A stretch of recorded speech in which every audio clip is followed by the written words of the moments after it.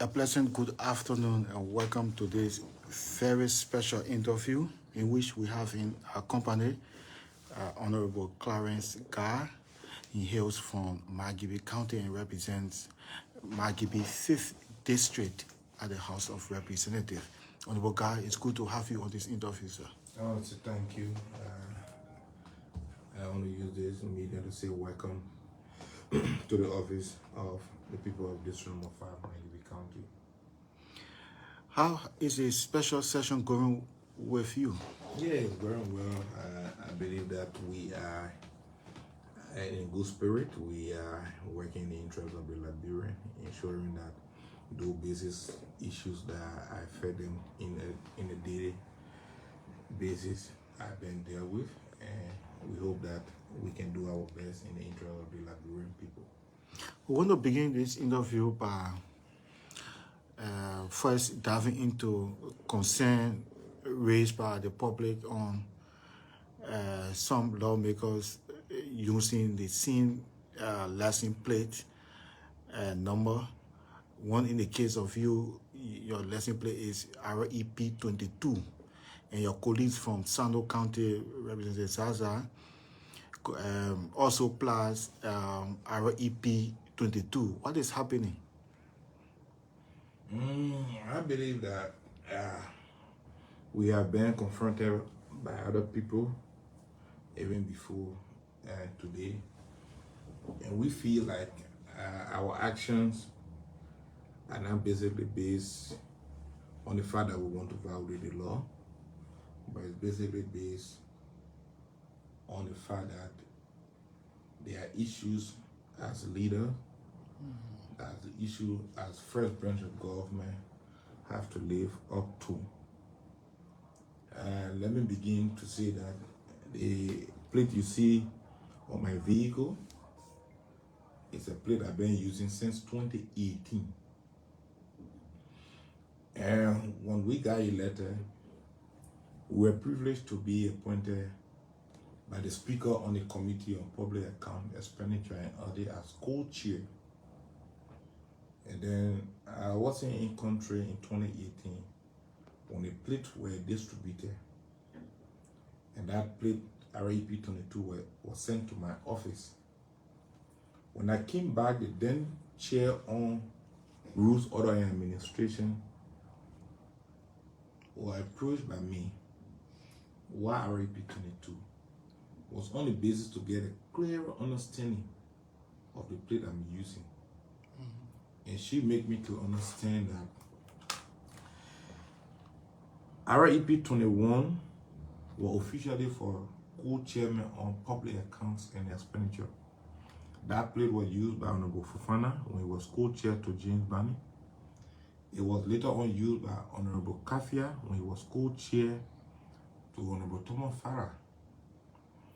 So when I approached her, she said, yes, REP 22 become the official plate of co-chair on public account and expenditure because the Committee on Youth and Sport was added to statutory committees. So automatically, the Committee on Youth and Sport became 14, and it's like dress by dress.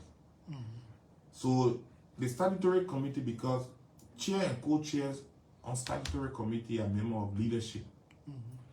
So from 1, a speaker, 2, a deputy speaker, 3, executive 4, foreign affairs 5, and judiciary 6, ways and means 7, and rules and order 8, public account. So in order of committees, if you take the speaker and deputy speaker, public account is 6. Your public account is 8, but if you take the speaker and deputy speaker, public account is 6. Now, the co-chairmanship ranged from 17, which Honorable Afkara grew was 17 when he was co-chair on executive. Honorable Duncan was 18 when he was co-chair on foreign affairs. Honorable Kanu Wesso was 19 when he was co-chair on judiciary. Honorable Jeremiah Kuhn was 20 when he was co-chair on Ways and Means. Honorable Melvin Cole was 21 when he was co-chair on Rules and Order. I have been 22 as co-chair on public accounts. Our rule says after every 3 years, the speaker, at his will and pleasures, he can reshuffle. And after the reshuffle, there should be redistribution of plates, or those who are assigned with certain plate should give it to those who have been nominated to position they were serving. But in the case of us, we maintain our position as co-chair on public account expenditure and audit. So it means that when there was distribution of plate, that plate automatically 22 remains with us. To our utmost surprise, the new plate was distributed, and when we confronted the rules and order, he said, yes, we begging you just take 48, and because people got used to their plate and it was difficult for us to take the plate from them, so we just want to. So I said, no, in this case I retain my position. So my plate is entitled to me because this plate is assigned to co-chair on public accounts and expenditure. Right. So on this basis, I think I'm going to bring it to the attention of the speaker. So we're in session one day, and I brought it to the attention of the speaker.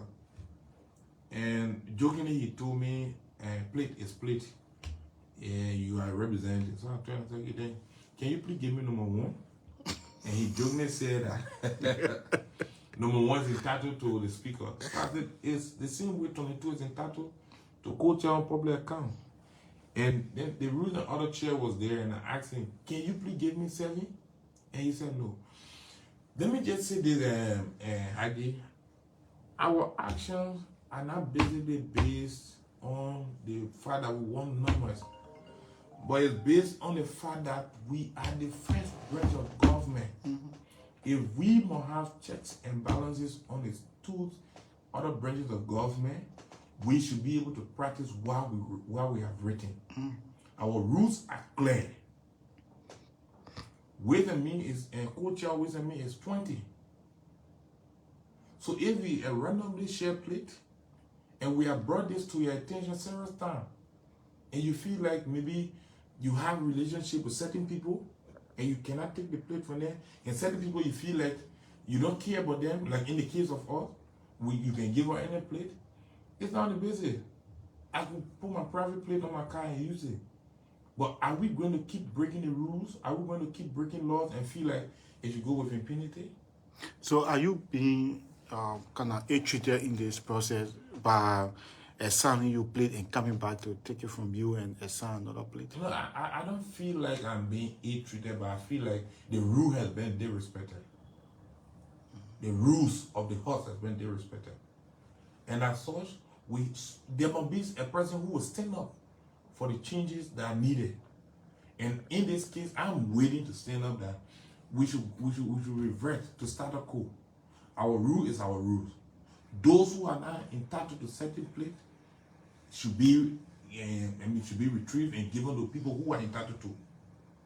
Like if you listen to the interview and you interview the rules and other chair, is that people got used to plate. The law says if you are not on statutory committee as chair or co-chair, you are not entitled to a certain plate. But because the president was there and the guy used to it, and he said the president got used to it, so we just had to leave it with the president. Does it seem embarrassing sometimes when you apply in the streets, police come and say, oh, but Honorable Gahr, I thought Honorable Zaza will be 22, why are you 22?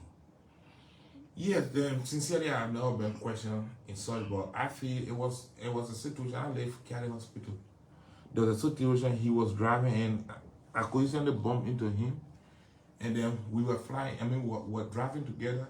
He at the front, a bag in front of a vehicle is 22, and my bag in front of my vehicle is 22. That alone, consciously, seems embarrassing. But this issue has been raised to the leadership of the House. The Speaker is aware. The chairman's rules and order is aware, and they are doing nothing about it because they feel that it does not affect any person who is connected to them. And like I said, the rules has been disrespected, and as such, the speaker need to call the rules in order to order and ensure that we revert to status quo. That those who are not entitled to certain places should be, it should be retrieved from them and given to people who are entitled to it. We want to set this precedent that we may leave the legislature tomorrow, and we don't want to leave with bad precedent. When we came, they used the 53rd and the 52nd and 53rd model of and distributing plate. Up to 30 is the chair and co-chair on leadership. 31 rings from the county and Mosrado. This is why you see Representative Lauren Murray was 31. Because he was the first representative of the first county in this country. So it's in that order. So one person cannot come, and because you feel he has some personal feelings or personal relationship with certain people, and break the entire rule, and the entire house remain silent on it. So what if leadership or maybe the chair on rules and order decides to reshuffle and your plate is changed? Will you accept? It's not on the basis of he deciding. It's on the basis of the rules. You want the rules to be implemented to the fullest. The rules is clear in this committee in others. Yeah, in category. It lives there in order. Ways and Means is almost like Ways and Means has been 6. And it has been number 6. And tomorrow the rules and order say no, I want to change Ways and Means to 53. It's not at their will, it's not a ways and pleasure. Before you make any change or sort, you have to take the rule, amend the rule, and take it back to plenary, and there should be vote taken upon it. It's not the will and pleasure of the rules and order, neither the speaker. It's at the will and pleasure of the House of plenary to vote upon it. And once they vote upon it, the order, they vote on from plenary, take the order of the day. It seems like you have engaged leadership about this, but they don't seem to yield to, allow you plan your 22 and give Zaza either 48 or whatever. And the co-chair on Ways and Means is entitled to 20. Yeah, I think Abba Jones should be planning. He's entitled to 18. Okay. In that order. So Honorable Jones is entitled to 18, and Honorable Zaza is entitled to 20. Why I'm entitled to 22? So if you give Honorable Jones 20 and you give Honorable Zaza 22 that is entitled to co-chair, if you remove me as co-chair of public account, okay, you yield it, please. The next co-chair is entitled to 22. It's not about Clarence Gahr. It's about our rules. Our rules are clear to it. So the speaker cannot change it. So what's the way forward in this? The way forward is that the speaker should call the rules and order to order, ask order the rules and order that will revert to our rules. And those who are not entitled to, it sounds shame and Magali, that someone with any rules and order chair will tell you that people got used to their plate. After changing committee. People got used to their plate, so we couldn't take it from them. What? Chief, I was somehow being baffled that it is the chair on rules and order saying that. And there's no affront to him. But I believe that something better should be done. Let the speaker call him to order, and that will revert to our rules. If I'm changed today, at 10:22 or whatever play they give me, I'm going to apply it. But like I said, they is what entitled to this position. And as such, even if I leave, the next person who take over is their entitlement. So let leave this matter a bit and focus on your projects you carry out since you will be going back for legislative break. What are the things you putting together for the people of Margibi District 5? There are a lot of programs we have. Normally our jobs are not basically based upon our will. It's based upon the demands of the public. whatever our people wish for is what we lobby for, and to ensure that they have them. Over the years, many of our people have been crying on some project, like in the environment bill. If you leave the Dusa Hospital, you leave the entire Firestone Plantation, there are no many health facility there, and they have been yearning for and cleaning.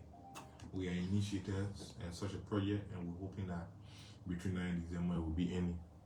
In like the era of Lovitan, they have been yearning for town hall. Lovitan is a big community in the Margibi belt that comprises of more than 35 towns and villages. Even during the voter registration, there is no era to have and this activity taking place. And it has a polling center, so we are doing a morning town hall there with 2 offices, bathroom, and stuff in the Blomo region. You have the same thing. You have 27 villages, towns and villages. We are doing a morning town hall also, and then in the Weara Belt, we are doing the 2 of the Weara public school, which cost more than 200,000 naira. We are hoping that during our legislative break we can be able to achieve that. And 2, many of our religious leaders, like the Muslims, their dream is to go to Mecca. Likewise, the Christian, their dream is to go to Israel. Right. And by this month, we are hopeful, by the grace of God, to be taking along with 7 of our pastors to Israel to go see the Holy Land. During our break, we are going to visit Israel to go and see where our Savior came from. And then we will be also working with a regulatory authority to see how we can afford the Islamic community of our district such opportunities to experience that. And then we have the young people who have been yearning also for vocational training, tailoring, tie-dyeing, and those issues that can empower them. So we are committed ourselves to them that we are going to do that during our vacation. We are also going to be launching driving schools to various locations to ensure that we empower the youth. So we have many other programs coming up, and I believe that together we can achieve this as leaders and our people. You have a long list of programs and activities for the people of your district. Are you doing it unilaterally, or were they consulted and they came up with this project for you to implement? Like I said, when you asked this question about the district in my opening address to you, I said that our work is based upon the demands of our people. We don't come out to tell them exactly what we feel like doing for them. We listen to them. What importance to them is what we come and lobby for and take back to them. So it's with their proposal to our office, and we lobby for them and take it back to them. Sometimes listening to them and they telling you what they want can be burdensome, and you don't think it costs too much, like for 200,000 public school you are constructing? Yes, sometimes as a leader there will be a lot of demand before you, but when you lobby, what you have, you get back to them. For example, if they lay before you more than 10 items and you were able to get one, go back with one, and they feel like you are working. They feel that something is going on. But when you come and you cannot go back to them with any, it become difficult for them to trust you. Right. Okay. So we are about to take leave of you. Is there anything you want to say on this interview? Apparently we didn't ask you. No, it's not. I think nothing much. But like I said, I know this it's up to the public, and I feel like they should draw the attention of the leadership of the house. You have spoken with the chair on rules and order. You have spoken with the co-chair on ways and means, who has been a party affected by the situation. Today you are speaking with us, and we believe that the speaker needs to take charge of this matter and ensure that a writing is done, that we should be seen as people who are law-abiding, that what we wrote, we agreed upon, should be the order of the day, not at the will and pleasure of an individual. But if everybody come with their own rules, tomorrow the new rules and other chair who say number 25 is for the speaker, how will the speaker feel? In case they say number 30 is for a deputy speaker, how will the deputy speaker feel? It should not be issues that affect them, should be an issue of concern, only issue of concern. Issues that affect member of the House, that you are privileged to be first among equal. As speaker, you are first among equal. It should be issues that should draw serious concern to you. These are our rules, and our rule has been tampered with. It should be issue of concern to the entire leadership, not only Clarence Gahr, not only Zaza, not only Gweglo, but it should be issue that the House is at the stage of being probably ridiculed by our actions. Because if two in taxi driver apply in the same place, we ask the police what action are you taking. We ask the transport ministry how you duplicated a plate. So we cannot be here questioning people for their actions, and we carry on this mixed action. So we are saying that this should serve as a means of drawing the speaker attention to the wrongs that have been happening, that we can re-read the wrongs, that we can move forward for a better Liberia. Thank you so much, Honorable Clarence Gahr. You are welcome. And viewers, on that note, we come to the end of this special interview. My name is Haji Masari. I say thanks for playing a viewing role.